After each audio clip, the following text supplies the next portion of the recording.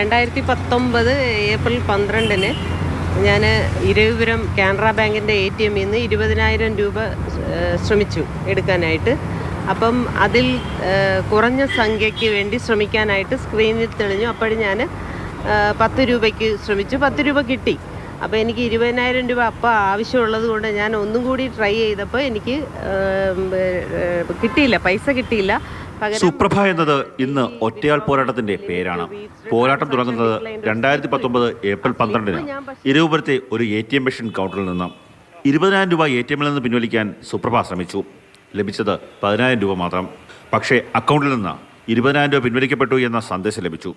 Account പരിശോധിച്ചപ്പോൾ ഇക്കാര്യം സ്ഥിരീകരിച്ചു. പരാതിയുമായി ബാങ്കിനെ സമീപിച്ചു. സുപ്രഭ പണം കൈപ്പറ്റിയെന്ന് ബാങ്കിംഗ് സംവിധാനങ്ങൾ ഒന്നാകെ പറഞ്ഞു.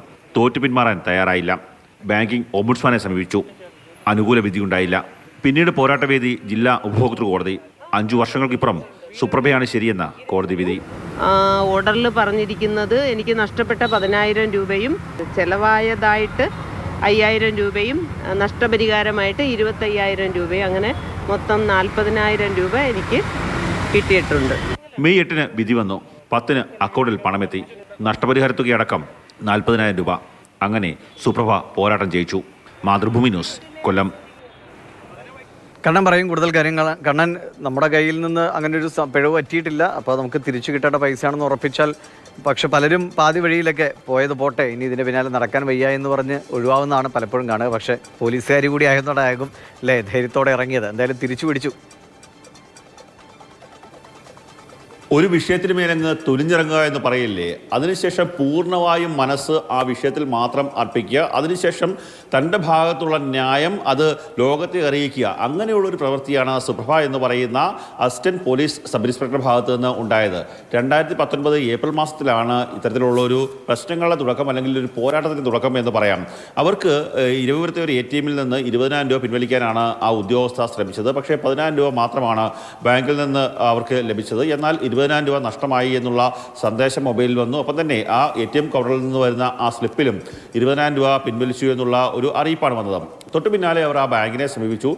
ബാങ്കിൽ പരിശോധന നടത്തിയ ATM-ൽ പരിശോധന നടത്തിയാൽ തന്നെ ബാങ്ക് അധികമായി പണമുണ്ടെങ്കിൽ തിരിച്ച് ഇവർക്ക് കൈമാറാൻ ഒക്കെ സാധിക്കും. എന്നാൽ ബാങ്ക് പറഞ്ഞു അങ്ങനെ ഒരു പ്രശ്നമില്ല, നിങ്ങൾ 20,000 രൂപ നിങ്ങൾ കൈപ്പറ്റിയതാണ് എന്ന് ബാങ്കിൻ്റെ ഭാഗത്തു നിന്നും മറുപടി ഉണ്ടായി. അപ്പം തന്നെ ഇവരുടെ യഥാർത്ഥ അക്കൗണ്ട് മറ്റൊരു ബാങ്കിലായിരുന്നു. ആ ബാങ്കിനെ സമീപിച്ചു. അപ്പോൾ അവർക്കൊരു കാരണവശാലും മറ്റൊരു ബാങ്കിൻ്റെ ATM-ൽ നിന്നെടുത്ത പണത്തിനെ സംബന്ധിച്ചൊരു ഔദ്യോഗികമായിട്ടുള്ള സ്ഥിരീകരണം നൽകാൻ സാധിക്കില്ല. എങ്കിൽ പോലും അവർ ഈ മറ്റു ബാങ്ക് ആ എതിർ ഭാഗത്തുള്ള ബാങ്കിന് മേലെ അയക്കുക തന്നെ ചെയ്തിരുന്നു. ഒരു കാര്യവും ഉണ്ടായില്ല, പണം ലഭിച്ചില്ല. എല്ലാ ബാങ്കിങ് സംവിധാനങ്ങളും ഇവർക്ക് പണം ലഭിച്ചു. അതായത് അവർ ആ 20,000 രൂപയും അവരുടെ അക്കൗണ്ടിൽ നിന്ന് ഈ പോലീസ് ഉദ്യോഗസ്ഥയ്ക്ക് തന്നെ ലഭിച്ചു എന്നുള്ള ഒരു തീരുമാനത്തിലേക്ക് എത്തുന്നു. പക്ഷേ തൻ്റെ ഭാഗത്ത് അങ്ങനെ പണം ലഭിച്ചിട്ടില്ല, തൻ്റെ ഭാഗത്ത് ആ ബാങ്കുകളുടെ ഭാഗത്ത് ന്യായമില്ല, തനിക്കാണ് പണം നഷ്ടമായത് എന്ന് കൃത്യമായി അറിയാവുന്ന സുപ്രഭ എന്ന് പറയുന്ന ഉദ്യോഗസ്ഥ ആദ്യം ബാങ്കിങ് ഓംബുഡ്സ്മാനെയാണ് സമീപിക്കുന്നത്. എന്നാൽ പലവിധ കാരണങ്ങളാൽ അവർക്ക് അനുകൂല വിധി അവിടെ നിന്ന് ലഭിച്ചില്ല. പിന്നീടാണ് ഉപഭോക്തൃ കോടതി ഉണ്ടല്ലോ ഈ ലോകത്ത്, അതുകൊണ്ട് ജില്ലാ ഉപഭോക്തൃ കോടതിയെ സമീപിക്കാമെന്നുള്ള ഒരു തീരുമാനത്തിലേക്ക് എത്തുന്നു. പിന്നീട് ഒരു 5 വർഷം നീണ്ടുനിന്ന ഒരു പോരാട്ടമാണ്. ആ പോരാട്ടം എന്ന് പറയുന്നത് ഓരോ ദിവസവും ഈ കോടതിയിലെത്തുക, ഉപഭോക്തൃ കോടതി ചേർന്ന സമയത്ത് അവിടെ എത്തുക, തൻ്റെ കാര്യങ്ങൾ പറയുക, ഒപ്പം തന്നെ വിവിധ തരത്തിലുള്ള തെളിവുകൾ നൽകുക. അങ്ങനെ അവസാനം 5ാമത്തെ വർഷമായപ്പോഴേക്കും അവർക്ക് അനുകൂലമായിട്ടുള്ള വിധി വരുന്നു. 8-ാം തീയതി ആണ് ഇവർക്ക് അനുകൂലമായിട്ടുള്ള വിധി വരുന്നത്. 10-ാം തീയതി തന്നെ 40,000-ഓളം രൂപ അവരുടെ അക്കൗണ്ടിലേക്ക് തിരികെ എത്തുന്ന കാര്യം. 25,000 രൂപ നഷ്ടപരിഹാരം, ഒപ്പം തന്നെ ഈ കോടതി ചെലവിന് വേണ്ടിയുള്ള 5,000 രൂപ, ഒപ്പം തന്നെ അവർക്ക് നഷ്ടമായി എന്ന് നേരത്തെ പറഞ്ഞിരുന്ന 10,000 രൂപ. അങ്ങനെ 40,000 രൂപ തിരിച്ചു പിടിച്ച ഒരു പോരാട്ടത്തിന്റെ പേരാണ് സുപ്രഭ എന്ന് പറയുന്നത്. കാര്യം ഇങ്ങനെ പല സമയങ്ങളിലും 10,000 നഷ്ടപ്പെട്ടതെടുത്ത് 40,000-ലേറെ രൂപ തിരിച്ചു കിട്ടിയത്.